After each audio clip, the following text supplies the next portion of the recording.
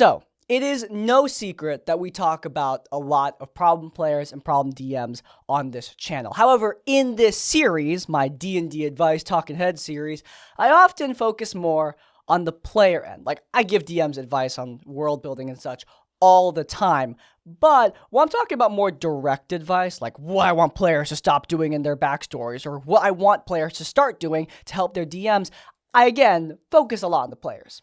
However, in my opinion, problem DMs can be a heck of a lot worse than problem players. A problem player you can just kick, but without your DM, your game is probably not happening. Worse than that, a lot of DMs have a palpable anxiety. I've talked about this before. And in my opinion, anxiety thrives in uncertainty. If you don't know what makes a bad DM, you don't know if you are that bad DM. So, let's remove some of that uncertainty. Let's look at a thread on Reddit, see some bad DMs out there, and see what we can learn. Because nobody is irredeemable, and everybody can learn to be better. But you gotta figure out what the mistake is first. So, without further ado, let's get started.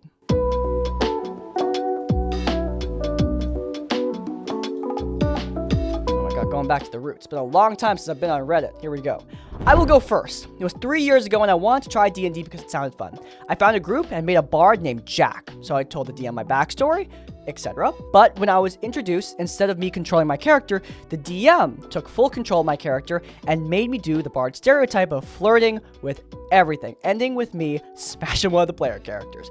But that's not the end. My character's not a joke character. I played into that role, and he got mad at me for role-playing into the joke, but never told me he didn't want me to do it. I'm sure someone out there is expecting me to talk about the horny bard, and I've talked about it before. Honestly, I don't love it, but that's not what I'm going to focus on here, because there's something else that I think is more important.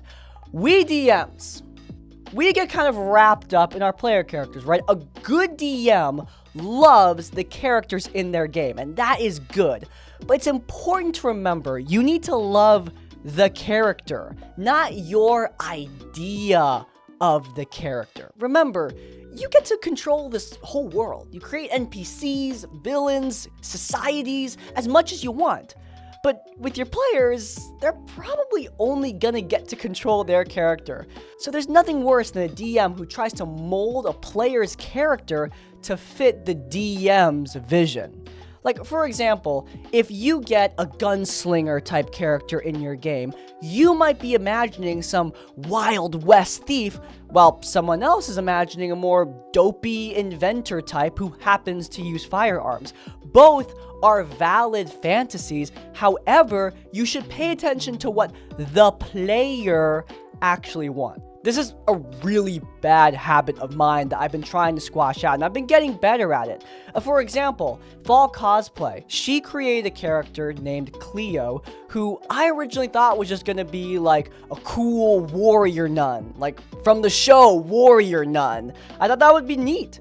But when she sent me her backstory, there was a lot more trauma, a lot more conspiracy. She was more like a clone under the control of Darth Sidious and Order 66 and like all that stuff. And that was a very different fantasy from what I originally had in mind. And so the story of that character, Cleo, was very different from my initial expectations, and in my opinion, it was better than it ever could have been, because it was me and Fall Cosplay working together.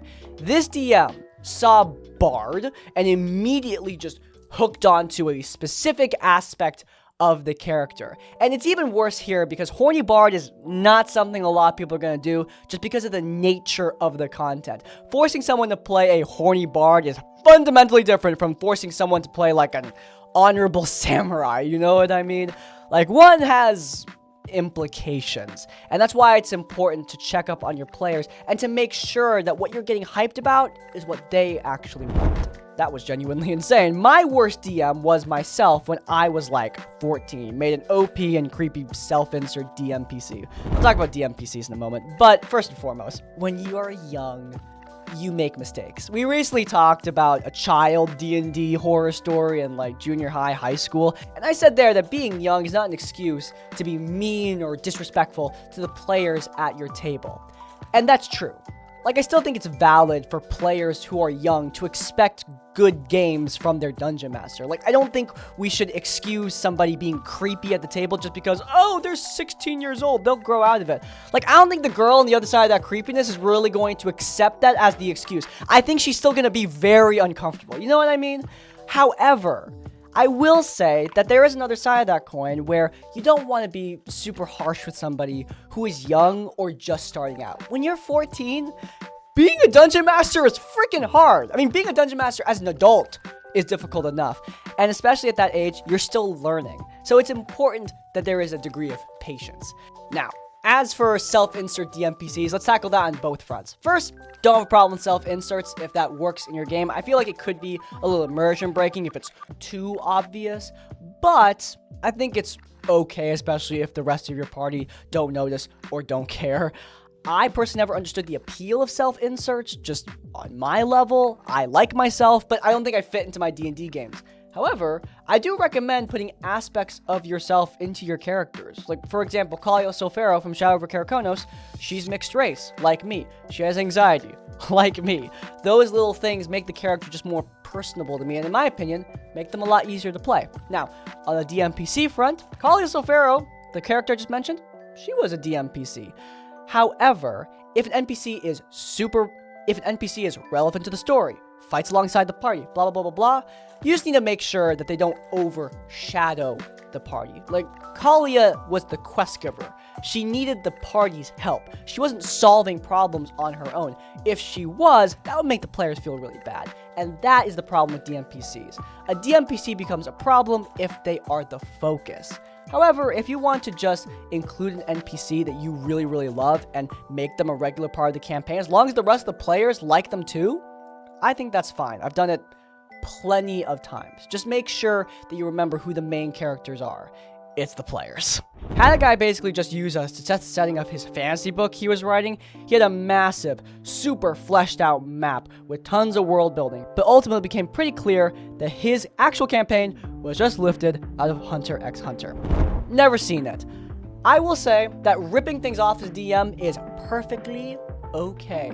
I think your D&D game will be better if you rip off things that you love. I rip off Cyberpunk, Destiny, Baldur's Gate, the things I enjoy because they are the things I enjoy. My world is a conglomeration of all the stuff I love most in this world, and that's why I love it so much. That's what makes Eris personable to me, Crispy. And if you want to create your world, then I think you should create it out of the things that you enjoy.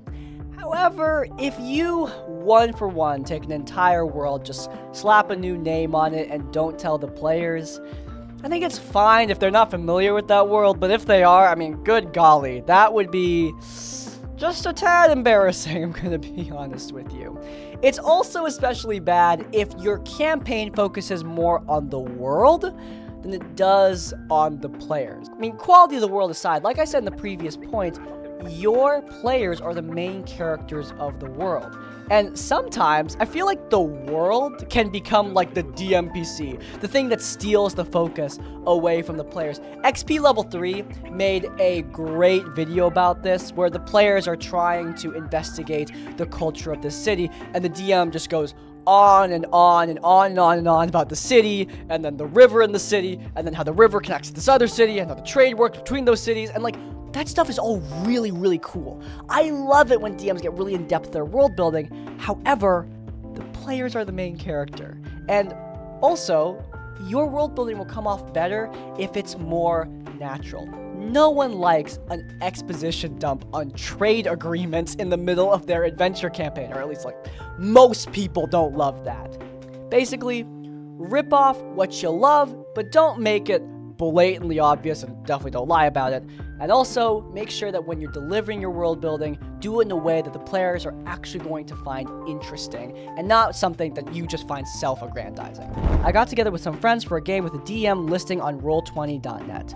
Back then, I was less certain of myself, so I asked the DM if I was okay to play a male character as a female person. These days, I just do it. He said it would break immersion if a person with a female voice played a male character.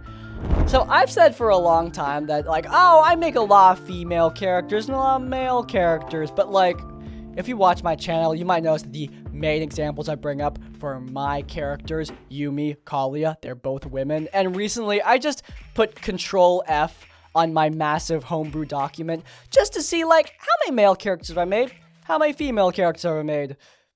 It's definitely more female characters than male, to say the least, because, I mean, honestly, I don't know. I have no idea why I make so many ladies in my world, but, like, that's just how I am, and I do play a lot of female characters. If somebody got mad at me for that, I would not appreciate that at all. I feel like people get really weird about other people playing different genders, more so than people who play other genders in a weird way. Do you know what I mean? Like, people talk all the time about how, like, oh, there's so many girls out there who are weird about playing guys, or guys who are weird about playing girls. But, like, I don't see that as often as people who talk about the issue in the first place. And again, I read horror stories for a damn living. If anyone's gonna see that crap, it'll be me. Not saying it doesn't happen, it's definitely possible, but I don't think it happens enough that you should have a hard rule that bans people from playing another gender from themselves. Now, again, like I said, there are absolutely people out there who will play another gender in a weird and uncomfortable way. Let's not sugarcoat it. It is possible. However, as a dungeon master, you have to play a variety of different people in the world. You are inevitably going to play a character that's a different gender from yourself. It's going to happen at some point. So how are you going to square that with banning your players from playing characters that aren't like them in that one specific sense? I mean, come on, guys. You got ladies playing Dragonborn out there. Is it really that much of a stretch for them to be playing guys, too? It shouldn't be, but some people act like it is, and I think it's time for that to stop. If you see weirdness, call it out. But don't assume someone's gonna be weird at the get-go, because it just puts a sour taste on the table before the game even starts. I had DM who ran 2 high-difficulty campaigns back-to-back, but wouldn't tell us until he dropped an adult dragon on us as level 1 characters. Both times we were already dealing with tough groups of enemies. He'd also build encounters specifically to counter certain party members, but then never balanced it by letting the party members shine in other encounters. Okay, say it with me, I run hard combats too, but not this hard. This DM, I can't read their mind, so I don't know why they dropped dragons on their level 1 player characters. Maybe they were trying to do an epic cold open, maybe they have a DM versus player mentality, maybe they're just inexperienced. Now, I can't tackle all those 3 things all at once, so I'll focus on one of them, the cold open. When you are starting out a D&D campaign, oftentimes you try to avoid just starting in the tavern, right? I feel like starting in the tavern is starting to become a minority because so many people talk about how they want more creative starts, and the cold open is one that's been recommended by people like Matt Colville. Games that start with an ogre crashing through the tavern, or a siege upon the city where your players are staying. Those things are a lot of fun. I've had my fair share of cold opens, and some of them involve monsters the players cannot yet defeat. However, it's important that your encounters always have some kind of victory condition. Not necessarily victory in the combat, but victory in something they're attempting. Like, for example, if a dragon shows up, you can give the players a skill challenge to allow them to run away from the dragon, or a stealth challenge to hide from the dragon. Let them be creative. You don't need to do just skill challenges, you could also do a combat. Like, for example, in my second D&D campaign, the players fought some weak deep scions before fighting the giant unbeatable sea serpent. They took victory against the scions before the sea serpent sent them crashing into the waves. That still allowed the players to feel like they won something, and they understood that the sea serpent, that's the final boss. That's something we're going to fight later on. That kind of communication is important. Just dropping white dragons on top of them, the players aren't going to know what the heck they're supposed to do with that. Again, this isn't about letting the players win all the time. It's about always giving them something to work with. If you don't give them anything to work with, they're just going to get frustrated. Alright, so what's the takeaway here? I think a big part of a lot of these DMs is experience, right? When you are a dungeon master, you are doing something that's pretty freaking hard, all right? It's not easy to corral your players, create this adventure, and run them through it. It's not. And you will get better, but it takes time. It takes experience. Sometimes online, I see the sentiment of, if I find this one video, or the best book, or the best tool, I will perfect encounter balance, role-playing, blah, blah, blah, blah, blah. And I'm not trying to say videos, tools, books, those aren't helpful. They are. But if you want to get good at encounter balance, there's nothing a game developer can do to just fix that for you. You have to be experienced. The reason why I can confidently balance really hard encounters and know my party are going to be, generally speaking, okay at the end of them is because I have been playing with my group for years, every single week, making an encounter more weeks than not. I have experience with my group because I have practice. Practice makes perfect is something people don't like hearing, but it is the truth. And with D&D, it is the same as many other skills. The more you practice prepping sessions, prepping roleplay, prepping combat, the more you practice that, the better you will be, I promise. Look, watch videos like this. Learn about the best of the worst. I'm not trying to discourage that. But remember that improvement doesn't come in an instant, and it takes time. Be patient with yourself. And of course, remember that this is a game you're supposed to be enjoying. Don't dread it like it.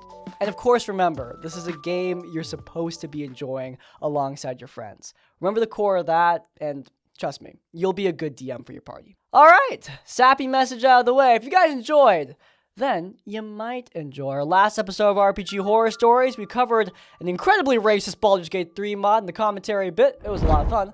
Hey, it's linked in the cards if you want to check it out. But before you go, please leave a like on this one and subscribe to Crispy's Tavern so you don't miss any of our content when it comes out. And finally, if you want to leave your own tips or thoughts, you can go down in the comments down below. If you can't leave a comment, leave the comment improvement to let me know at the end of the video. In essence, like, comment, subscribe. I'll see you all next time. Farewell. But ultimately it became pretty clear his actual campaign was just lifted straight out of Monster X Hunter. Ultimately became pretty clear that his actual campaign was just lifted out.